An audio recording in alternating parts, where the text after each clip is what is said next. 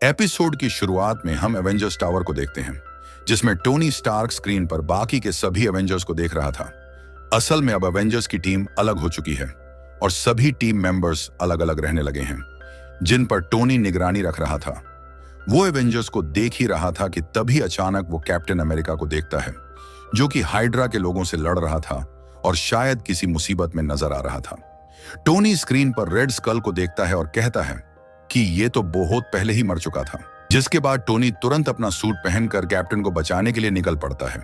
जब तक टोनी वहां पहुंचता है, तब तक रेड स्कल टोनी की आंखों के सामने ही कैप्टन अमेरिका को जान से मार देता है, जिसके बाद आयरन मैन गुस्से में आकर रेड स्कल पर हमला करता है और रेड स्कल उससे बच जाता है। वो आयरन मैन को घायल कर देता है। रेड स्कल आयरन मैन से कहता है कि टेक्नोलॉजी के बिना तुम्हारा कोई वजूद नहीं है। तभी वहां अचानक से मोडॉक आ जाता है और वो भी आयरन मैन पर हमला कर देता है और रेड स्कल आयरन मैन को धमकी देता है।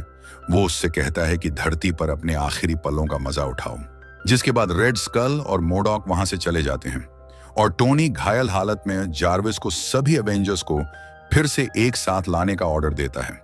वो हॉकआई, थॉर और हल्क और साथ ही सैम विल्सन, जो कि उस वक्त शील्ड के लिए काम करता था, उन सभी को अपने मैंशन में इकट्ठा होने के लिए कहता है। जिसके बाद सैम विल्सन अपने लिए एक नया सूट सेलेक्ट करता है और यहां बाकी के एवेंजर्स, थोर और हॉकआई एक शिप में बैठकर टोनी से मिलने आ रहे थे कि तभी उनकी शिप में कुछ खराबी आ जाती है। हॉकआई थोर से कहता है कि जाकर देखो कि हमें किसने टक्कर मारी है। असल में वो हल्क था। थोर हल्क को नीचे गिरा देता है, जिसके बाद उन दोनों में लड़ाई शुरू हो जाती है और टोनी ये सब देख रहा होता है। तभी हॉकआई उन दोनों को रोकता है और उनसे कहता है कि अगर तुम दोनों ऐसे ही लड़ते रहे तो मैनहट्टन तबाह हो जाएगा। जिसके बाद वो सभी एक साथ आते हैं, जहां टोनी बताता है कि कैप्टन अमेरिका मर चुका है, रेड स्कल और मोडॉक ने उसे मार दिया और अब वो दोनों दुनिया के लिए एक खतरा बन गए हैं।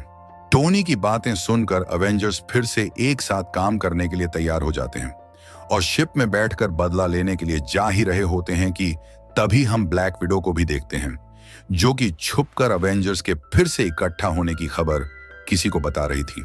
और यहां पर हम रेड स्कल और मोडॉक को देखते हैं, जिन्हें यह पता चल गया था कि एवेंजर्स अब यहां आ रहे हैं। एवेंजर्स अपनी शिप में बैठकर आ ही रहे थे कि तभी अचानक उन पर मिसाइल का हमला हो जाता है। वो उस हमले से अपना बचाव करते हैं, जिसमें थॉर को चोट लग जाती है और आयरन मैन उन सभी मिसाइल्स को तबाह कर देता है। लेकिन तभी अचानक मोडॉक अपनी पावर्स से उनकी शिप को खराब कर देता है, जिस वजह से सभी एवेंजर्स जमीन पर कूद जाते हैं और रेड स्कल की आर्मी से फाइट करने लगते हैं। तभी अचानक मोडॉक आयरन मैन के सूट को जकड़ लेता है और तभी ब्लैक विडो की एंट्री होती है, जिसकी वजह से आयरन मैन बच जाता है। लेकिन रेड स्कल मोडॉक को वहां से जाने को कहता है और मोडॉक पूरी आर्मी के साथ वहां से चला जाता है। और इधर ब्लैक विडो बाकी एवेंजर्स से कैप्टन के बारे में पूछती है, जहां एवेंजर्स उसे अपना दुख बताते हैं। जिसके बाद सभी एवेंजर्स रेड स्कल को ढूंढने लग जाते हैं, जहां एवेंजर्स पर लेजर गन का हमला हो जाता है और इधर आयरन मैन रेड स्कल को ढूंढ लेता है, जहां वो कैप्टन अमेरिका को जिंदा देखकर चौंक जाता है। असल में कैप्टन मरा नहीं था, उसे बस टेलीपोर्ट किया गया था। आयरन मैन उसे कैद से आजाद करता है, लेकिन कैप्टन उस पर ही हमला कर देता है और तब हमें पता चलता है कि रेड स्कल ने अपने शरीर से कैप्टन के शरीर को बदल लिया था, जो कि अब आयरन मैन को पीट रहा था। तभी अचानक असली कैप्टन अमेरिका, जो कि रेड स्कल के शरीर में था, वो आयरन मैन को बचा लेता है और खुद ही घायल हो जाता है। वो टोनी से अपना बदला लेने के लिए कहता है, जिसके बाद टोनी अपनी टेक्नोलॉजी से सभी मशीन्स को बंद कर देता है, जिसकी वजह से मोडॉक भी बंद हो जाता है और साथ ही टोनी का सूट भी बंद पड़ जाता है। रेड स्कल उससे कहता है कि ऐसा करके तुमने बेवकूफी की है, लेकिन यह सब टोनी के प्लान का हिस्सा था। रेड स्कल उन पर हमला करने ही वाला था कि तभी अचानक हम सैम विल्सन को देखते हैं, जो कि अपना फैल्कन सूट पहनकर आया था। टोनी उससे कैप्टन अमेरिका पर हमला करने के लिए कहता है, क्योंकि असल में वो रेड स्कल था। फिर बाकी के एवेंजर्स भी वहां आ जाते हैं और कैप्टन को देखकर चौंक जाते हैं।